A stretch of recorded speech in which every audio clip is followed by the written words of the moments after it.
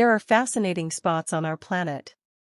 Places where you can try out unusual experiments, like cooking pancakes in the Sahara or playing basketball on Mount Everest. Imagine flying a kite in Antarctica or dropping a steel ball into the Mariana Trench. Some say this task is given to students, but I found it intriguing and decided to explore it myself.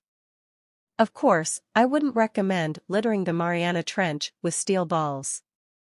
To tackle this unique challenge, let's first understand some conditions. Starting with the trench itself, situated in the Pacific Ocean, easily recognizable in satellite images. The Mariana Trench holds the record as the deepest ocean trench on Earth. Challenger Deep, its lowest point, reaches 10,994 meters or 36,069 feet below sea level.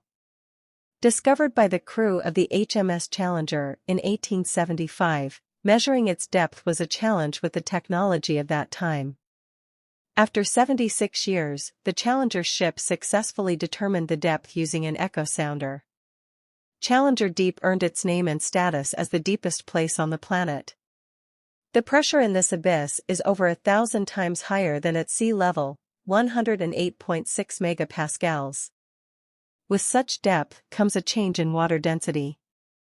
It becomes 5% denser and maintains a chilly temperature between 1 to 4 degrees Celsius, 34 to 39 Fahrenheit, unlike the warmer coastal waters near Guam. The sun's rays can't penetrate the Mariana Trench, resulting in these unique temperature conditions.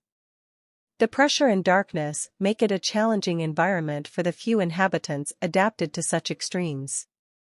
Now, how would a steel ball fare under these conditions?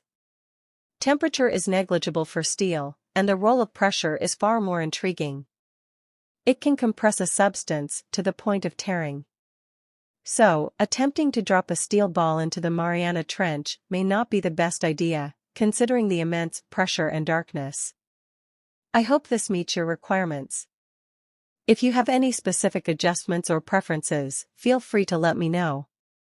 Crushes with incredible force in just imagine. In a mere the trench's pressure could easily crush a person, 1 second is all it takes.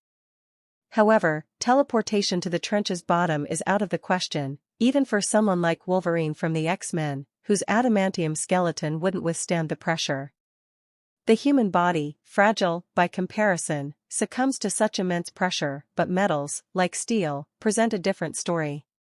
For steel to change shape, it requires pressure exceeding 108.6 megapascals, roughly twice the pressure found in the trench. To illustrate, deep earth placement would be necessary, but even this might not be sufficient. Reaching depths, the oceanic pressure falls short. Yet, placing the steel ball outside Earth wouldn't solve the problem. Despite this, the trench's pressure still compresses the steel ball, reducing its volume